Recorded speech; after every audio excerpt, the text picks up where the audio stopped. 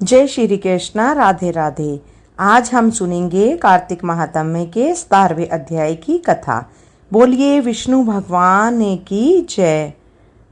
भक्ति से भरे भाव हे हरि मेरे मन उपजाओ।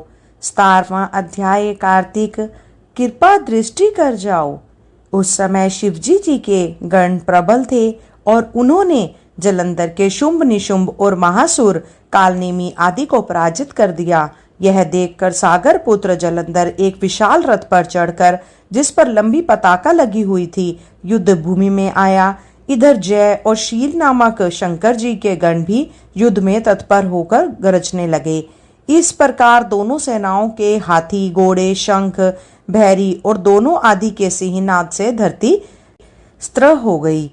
जलंधर के कुरहे के समान असंख्य बाणों को फेंक कर पृथ्वी पर आकाश तक व्याप्त कर दिया और नंदी को 5, गणेश को 5, वीरभद्र को एक साथ ही 20 बाण मारकर उन्हें शरीर को छेद दिया और मेघ के समान गर्जना करने लगा।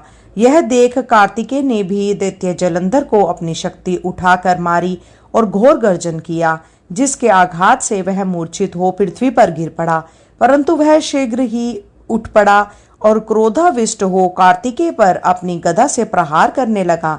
ब्रह्मा जी के वरदान की सफलता के लिए शंकर पुत्र कार्तिकेय पृथ्वी पर सो गए और गणेश जी भी गदा के प्रहार से व्याकुल होकर धरती पर गिर पड़े। नंदी व्याकुल हो गदा प्रहार से पृथ्वी पर गिर गए। फिर दैत्य ने हाथ में परीघ ले शीघ्र ही वीरभद्र को पृथ्वी पर गिरा दिया।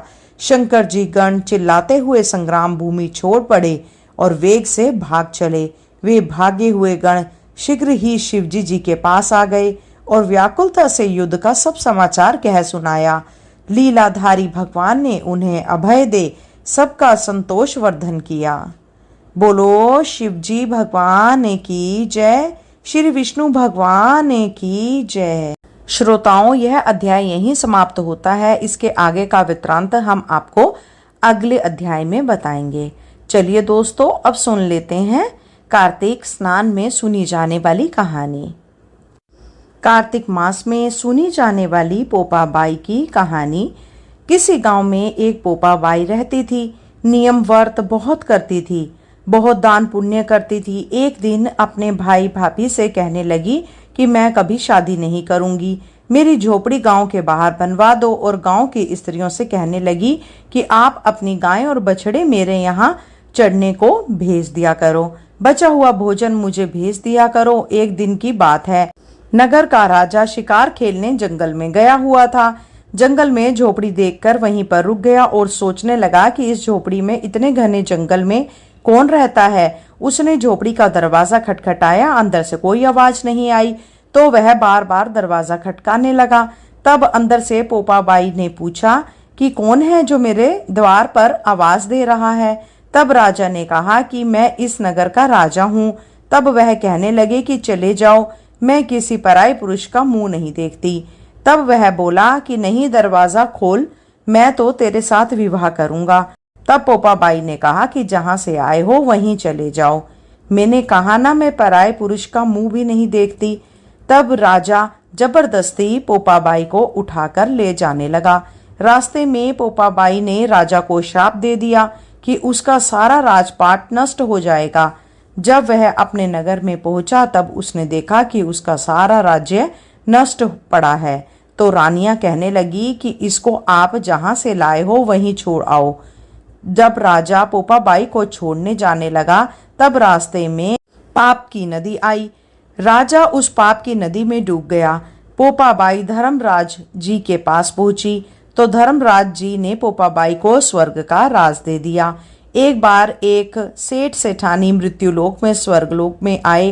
प्रवेश करने के लिए स्वर्ग का दरबार बंद देखकर उन्होंने धर्मराज जी से द्वार खोलने की प्रार्थना की। तब धर्मराज जी कहने लगे कि मैं इस द्वार को नहीं खोल सकता हूँ, इस द्वार पर तो पोपा बाई का राज है। तब सेठ सेठानी ने कहा कि हम तो पोपा बाई को नहीं जानते।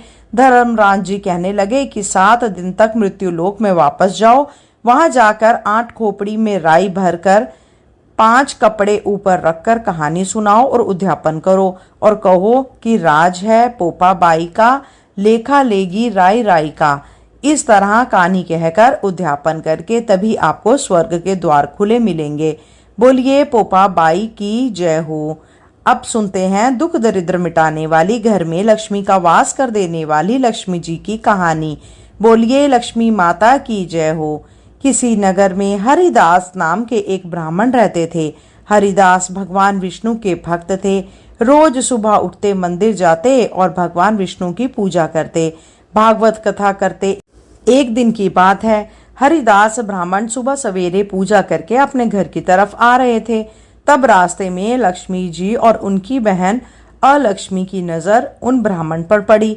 लक्ष्मी जी अपनी बहन से कहती हैं कि देखो, मैं अब इस ब्राह्मण के जीवन में प्रवेश करने जा रही हूँ।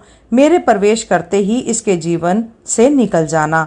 यह बेचारा बहुत गरीब है और भगवान विष्णु की बहुत पूजा करता है, इसीलिए मैं इसकी सहायता करना चाहती हूँ। यह सब बातें सुनकर तो अलक्ष्मी को बड़ा क्रोध आया और कहने लगी कि नहीं, मैं ऐसा नहीं होने दूंगी।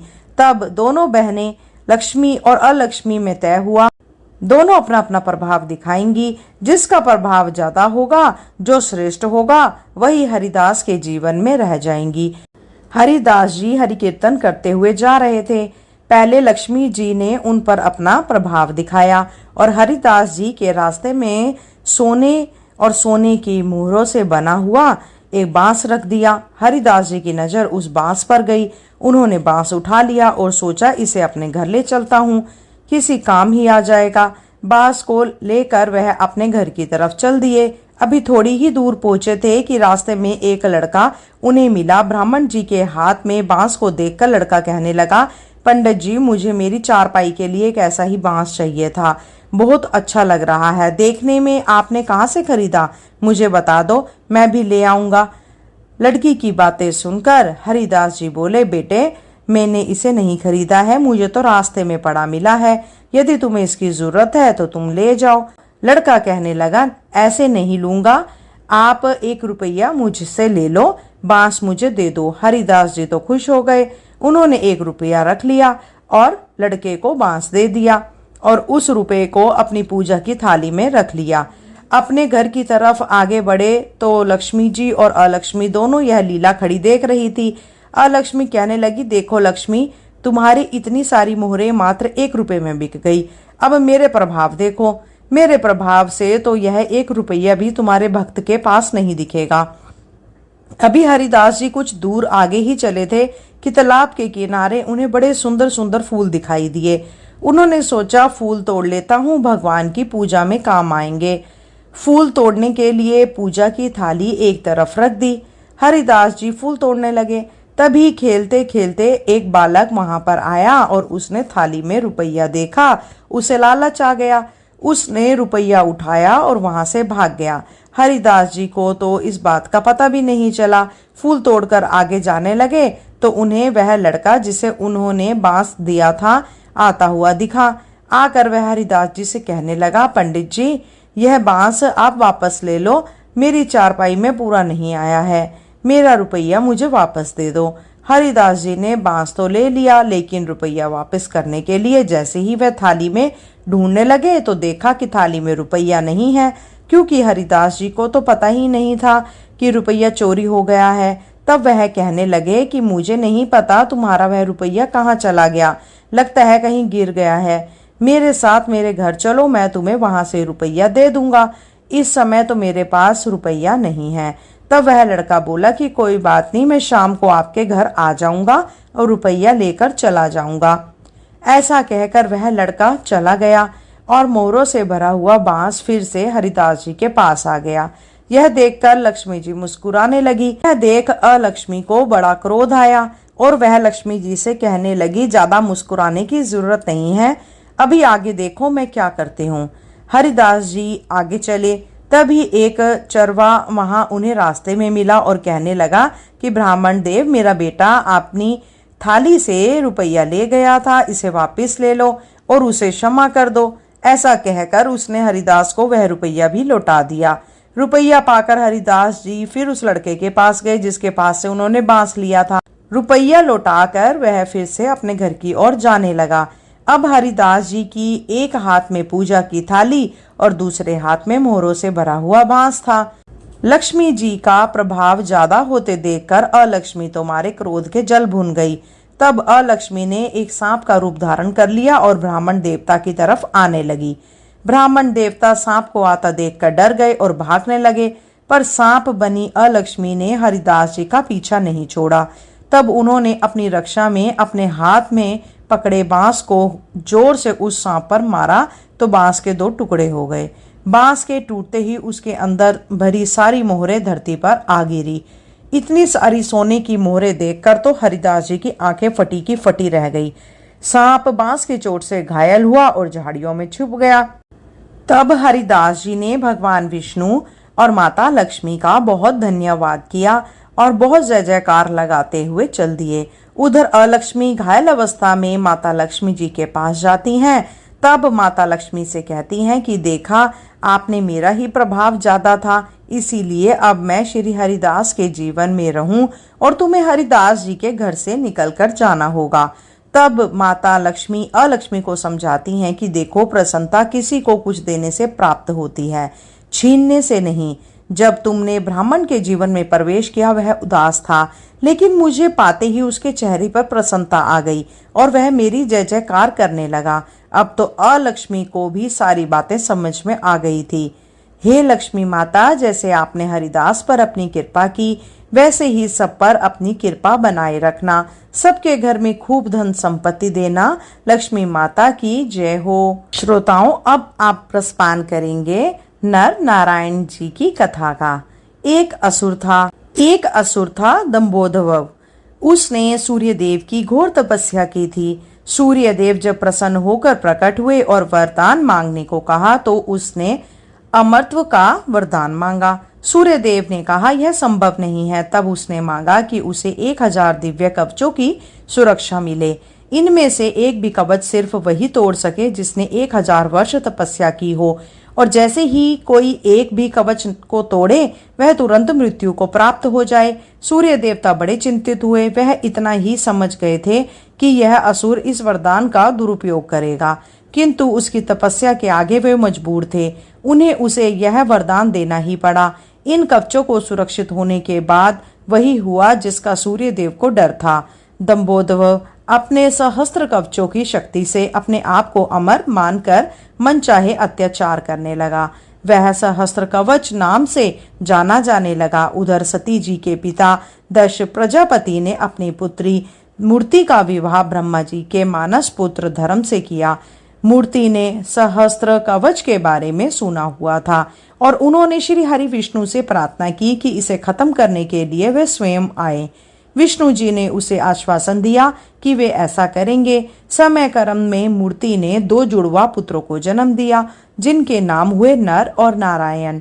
दोनों 2 शरीर के होते हुए भी एक थे। 2 शरीरों में एक आत्मा। विष्णु जी ने एक साथ 2 शरीरों में नर और नारायण के रूप में अवतरण किया था। दोनों भाई बड़े हुए।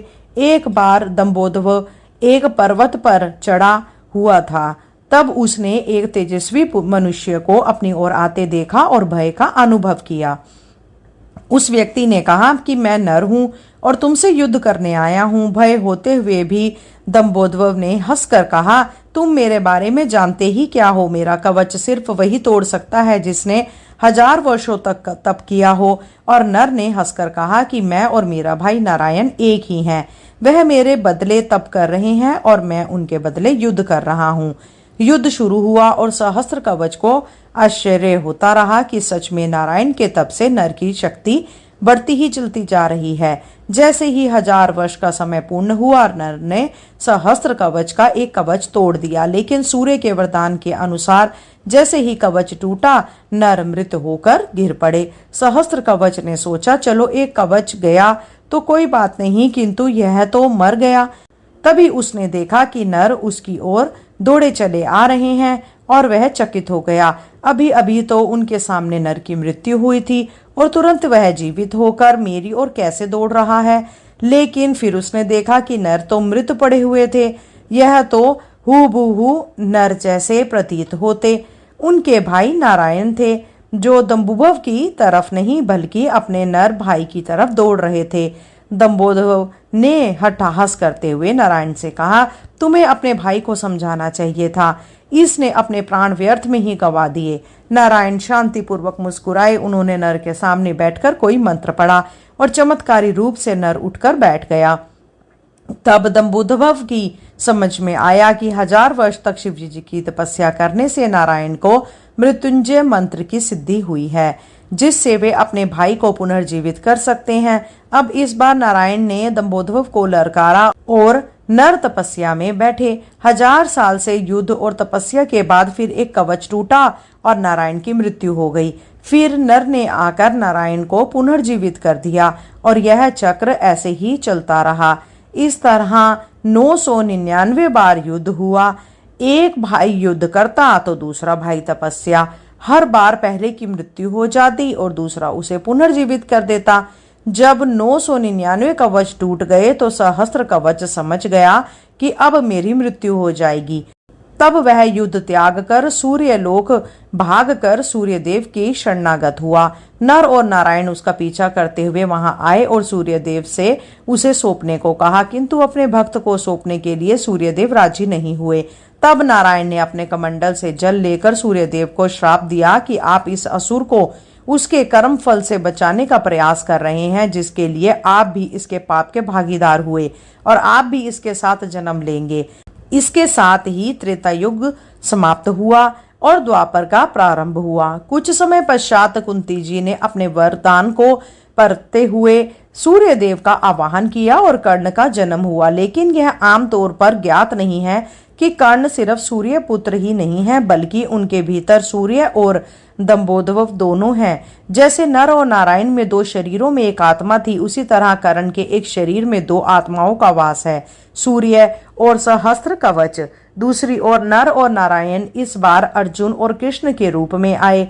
कर्ण के भीतर जो सूर्य का अंश है वही उसे तेजस्वी वीर बनाता है, जबकि उसके भीतर दम्बोदर के भी होने से और उसके कर्मफल स्वरूप उसे अनेकानेक अन्याय और अपमान मिलते हैं और उसे द्रौपदी का अपमान और ऐसे ही अनेक अपकर्म करने को प्रेरित करता है। यदि अर्जुन कर्ण का कवच तोड़ते तो तुरंत ही उनकी मृत्यु हो जाती, इसीलिए इंद्र कर्ण से उसका कवच पहले ही मांग कर ले गए थे। एक अन्य कथा के अनुसार नर और नारायण ने केदारनाथ में शिवलिंग और बद्री आश्रम में भगवान श्री हरि विष्णु के विग्रह रूप की स्थापना की थी। केदारेश्वर ज्योतिर्लिंग की उत्पत्ति की कथा शिव पुराण में तब आती है जब नर और नारायण शिव जी की आराधना करते हुए भगवान शिव की प्रार्थना करते हुए दोनों कहते हैं कि शिव, आप हमारी पूजा ग्रहण करें। नर और नारायण के पूजा आग्रह पर भगवान शिव स्वयं उस पार्थिव लिंग में आते हैं। इस तरह पार्थिव लिंग के पूजन में वक्त गुजरता जाता है। एक दिन भगवान शिव खुश होते हैं और नर और नारायण के सामने प्रकट होकर कहते हैं कि वे उनकी आराधना से बेहद प्रसन्न हैं, इसीलिए वर मांगो। नर और नारायण कहते हैं, हे प्रभु, अगर आप हमसे प्रसन्न हैं तो लोक कल्याण के लिए कुछ कीजिए। भगवान शिव कहते हैं कि कहो, क्या कहना चाहते हो। इस पर नर और नारायण कहते हैं कि जिस पार्थिव लिंग में हमने आपकी पूजा की है उस लिंग में आप स्वयं निवास कीजिए, ताकि आपके दर्शन मात्र से लोगों का कष्ट दूर हो जाए। दोनों भाइयों के अनुरोध से भगवान शिव और प्रसन्न हो जाते हैं और केदारनाथ के इस तीर्थ में केदेश्वर ज्योतिर्लिंग के रूप में निवास करने लगते हैं। इस तरह केदारेश्वर ज्योतिर्लिंग की उत्पत्ति होती है। महाभारत के अनुसार पाप से मुक्ति होने के बाद केदेश्वर में स्थित ज्योतिर्लिंग के आसपास मंदिर का निर्माण पांडवों ने अपने हाथ से किया था। बाद में इसका पुनर्निर्माण आदि शंकराचार्य जी ने करवाया था। इसके बाद राजा भोज ने यहाँ पर दिव्य मंदिर का निर्माण कराया था। बोलिए भोलेनाथ की जय, श्री विष्णु भगवान की जय, माता लक्ष्मी की जय। चलिए श्रोताओं, अब श्रवण करें माता तुलसी की आरती। बोलो तुलसी माता की जय। तुलसी महारानी नमो नमो, हरि की पटरानी नमो नमो। धन तुलसी पूरण तप कीनो, शालीग्राम बनी पटरानी। जाके मत्र मंजरी कोमल, श्रीपति कमल चरण लपटानी। धूप दीप नैवेद्य आरती, पुष्पन की वर्षा बरसानी। 56 भोग 36 व्यंजन, बिन तुलसी हरि एक ना मानी। सभी सखी मैया तेरो यश गावे, भक्ति दान दीजे महारानी। नमो नमो तुलसी महारानी, नमो नमो तुलसी महारानी। तुलसी महारानी नमो नमो, हरि की पटरानी नमो नमो। हे विष्णु भगवान, इस कथा को सुनने और सुनाने वाले और हुंकारा भरने वाले सभी श्रोताओं को, सभी भक्तजनों पर अपनी कृपा बनाए रखना। उनके कार्तिक स्नान का नियम पूरा करना और अपना आशीर्वाद बनाए उनकी सभी मनोकामनाएं पूर्ण करना। बोलो जय श्री कृष्णा, राधे राधे। आज के अध्याय में इतना ही। नई वीडियो में फिर से मिलते हैं नई जानकारी के साथ।